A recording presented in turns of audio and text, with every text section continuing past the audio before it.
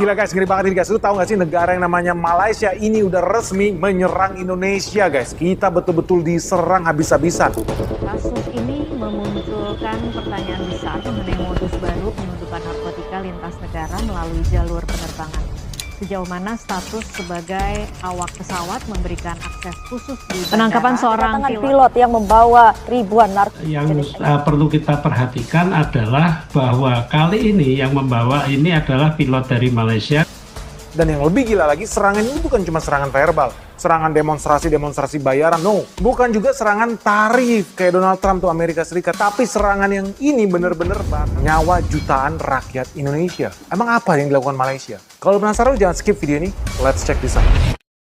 So guys, udah resmi nih guys, kemarin itu yang negara yang namanya Malaysia udah resmi menyerang Indonesia. Kenapa? Karena lu tahu kemarin ditangkap ada pilot dari maskapai penerbangan Malaysia bawa narkoboy ke Indonesia. Bukan 1 butir, 2 butir, 70.000 butir narkoboy dia bawa. Ditimbang berarti berapa? 26 kilogram. Lu bisa bayangin 26 kilogram itu kalau beras 26 kilogram, rematik lu gendong itu ya. Ini 26 kilogram narkoboy. Lu beli beras aja di toko paling 5 kilo, 12 kilo. Ini 26 berapa? Kilo. Lebih dari 60 miliar rupiah loh. Yang lebih parahnya lagi guys, ini gue yakin operasi khusus. Ini bukan nggak sengaja, ini bukan coba-coba, tapi specifically operasi khusus yang jangan-jangan memang di-backingin sama pemerintah, di-backing sama negara. Karena ternyata ini pilot yang satu ini guys, lu tahu nggak sih, dia itu dibayar ratusan juta rupiah buat bawa itu barang. Kalau dihitung itu sekitar 50 ringgit lah, 50.000 ringgit itu rupiahnya lebih dari 200 juta rupiah. Sekali terbang, uang sakunya 200 juta rupiah.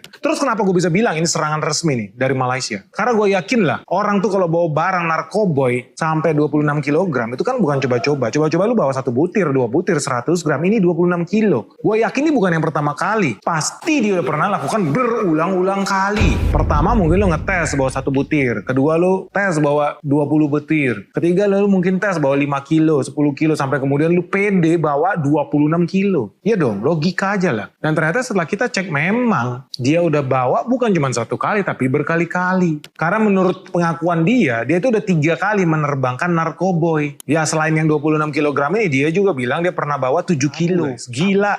So orang yang sama ternyata memang udah bawa berkali-kali. Menurut pengakuan dia cuma 3 kali. Gua nggak percaya. Dan gue yakin ini bukan bakal jadi yang terakhir. Dan kalau lu cek data, ternyata memang beberapa hari yang lalu itu udah banyak kurir narkoboy dari Malaysia yang ke Gap. Tanggal kalau dihitung itu yang dibawa itu udah ratusan kilogram. Dan gue yakin jumlahnya akan makin banyak menjelang akhir bulan Agustus ini. Udah tahu dong alasannya kenapa guys. Dan kenapa gue bilang ini adalah sebuah serangan khusus untuk Indonesia. Kenapa guys? Makanya lu jangan skip video ini. Karena jangan-jangan ini ada hubungannya dengan demonstrasi Indonesia gelap, Indonesia bubar, kabur aja dulu, dan lain sebagainya. Dan lu akan ketemu jawabannya di bagian akhir video ini, so lu jangan skip. Karena gue yakin ini bukan akhir dari proses penyelundupan, pengiriman, ekspor narkoboy ke Indonesia khusus dari Malaysia. Dan ternyata terbukti, ya ramalan gue bener, gak lama setelah pilot maskapai Malaysia ini ketangkep, hanya dalam hitungan hari, ketangkep lagi nih kurir Malaysia. Bukan bawa batik guys, bukan bawa nasi lemak oleh-oleh ke Indonesia, tapi bawa 4 bungkus pil ekstra, ribuan butir.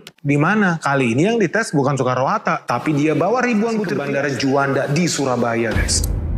Gila bener ini Malaysia ini. Nggak habis-habisnya mencobai Indonesia. Bahkan di hari yang sama, lu tahu di Soekarno-Hatta, masuk lagi 3 orang warga negara Malaysia yang membawa oleh-oleh khas Malaysia. Namanya narkoboy.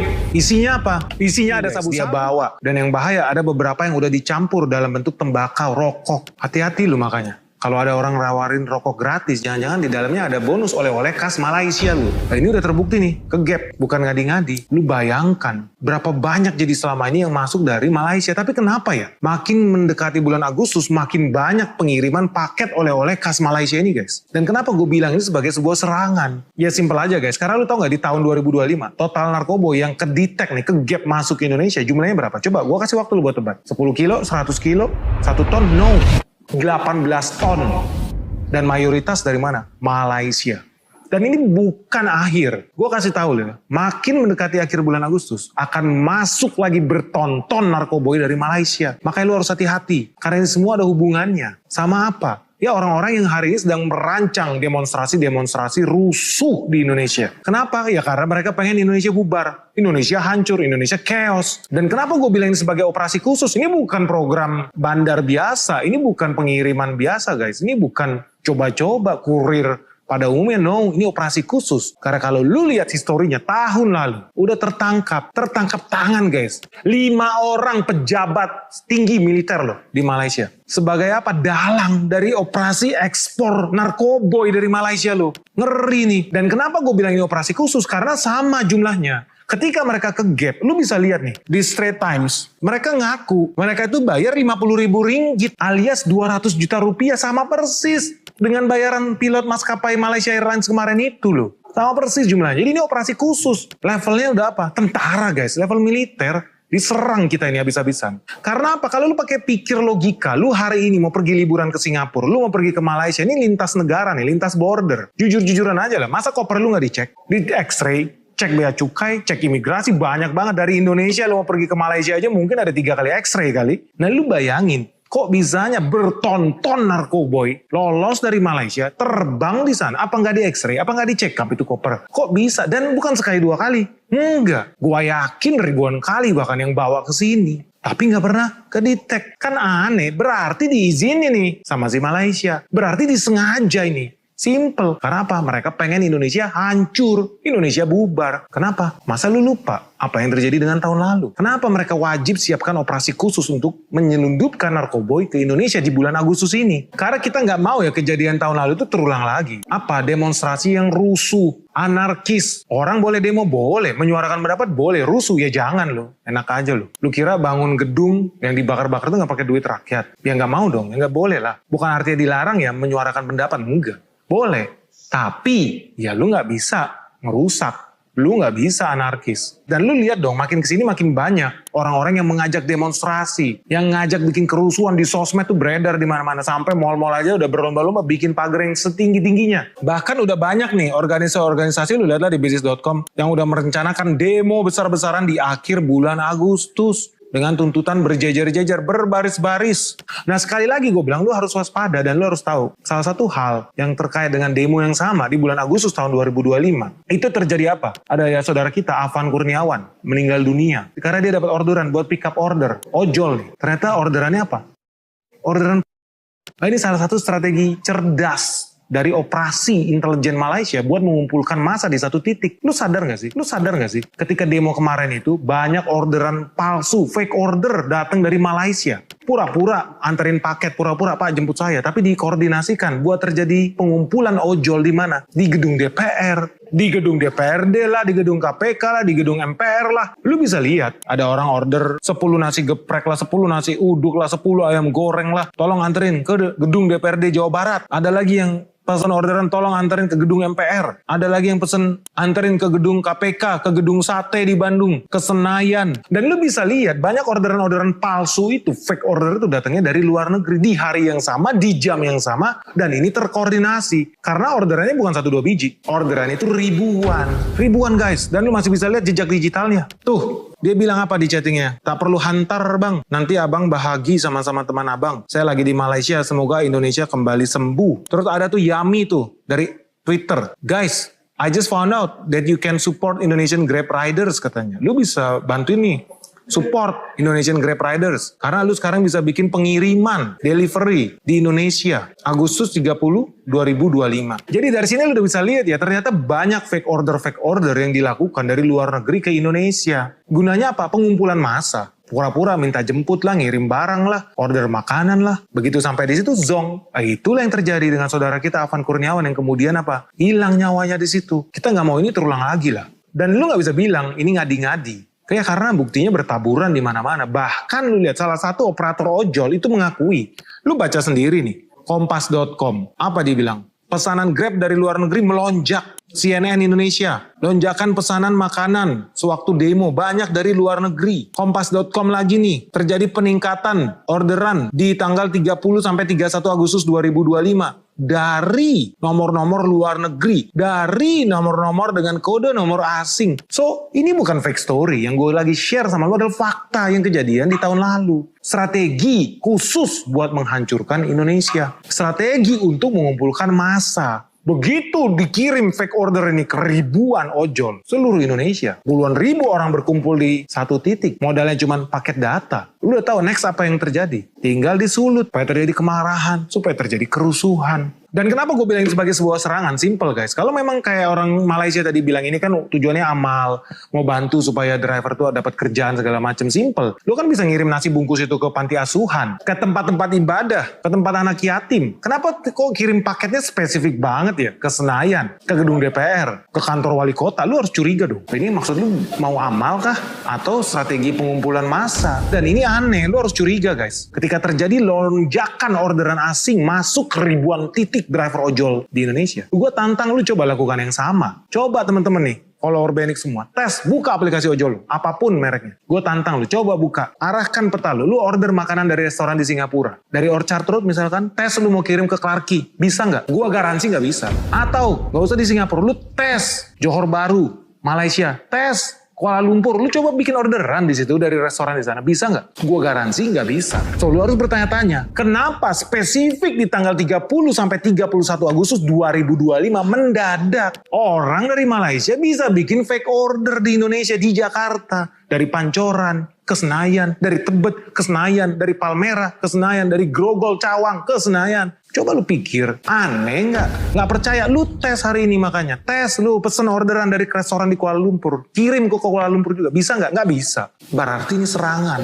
Dan inilah fungsinya narkoboy. Karena kemarin mereka gagal demonstrasinya. Kenapa? Karena narkoboynya kurang banyak. Ah masa iya? Emang apa hubungannya guys? Simple. Sekali lagi gue bilang, lu demonstrasi boleh. Menyuarakan pendapat boleh. Anarkis nggak boleh. Dan aneh, kok mahasiswa yang katanya terpelajar tapi anarkis? Kok bisa? Simple. Kalau orderan nasi uduk lu nanti dicampur narkoboy. Nasi bungkus lu lagi dicampur narkoboy, heroin, kokain, sabu-sabu supaya orangnya makin beringas, brutal, makin berani berbuat onar. Hati-hati guys, makanya orang tua, murid di sini. Orang tua mahasiswa, lu harus hati-hati. Lu nggak mau kan anak-anak lu jadi pemadat, pecandu narkoboy.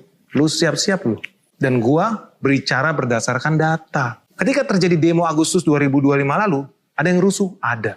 Ketangkep? Iya. Dites darah. Apa yang terjadi? Lu lihat di suara.com. Ketika terjadi demo 2 Agustus 2025, bukan cuma anarkis. Polisi itu nangkep ada 7 pendemo DPR positif narkoboy. 6 diantaranya nyabu. Nyabu di sini bukan nyarapan bubur guys, kalau itu mah enak ya dan sehat. Nyabu di sini ya salah satu jenis narkoboy yang bisa mengganggu psikologis kejiwaan orang sehingga dia jadi makin pede, makin beringas. Ada lagi di FIFA. Ini fakta mengejutkan. Demo yang ricu DPR.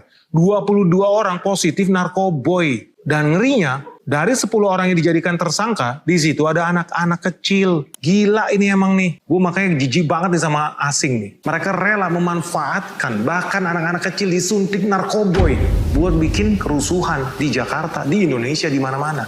Lu harus hati-hati guys. Lu kira negara tetangga kita sebaik itu, seramah itu, jangan naif lah. Lu lihat di Eropa saling bunuh tuh bersama negara kulit putih. Timur Tengah saling bunuh tuh. Lu kira negara tetangga kita seneng kalau Indonesia tambah maju, sejahtera, berdaulat? Pikir lu.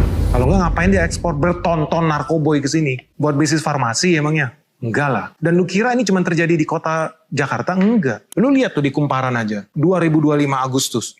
Puluhan orang ditangkap karena membuat kerusuhan di Polda Yogyakarta. Dan apa?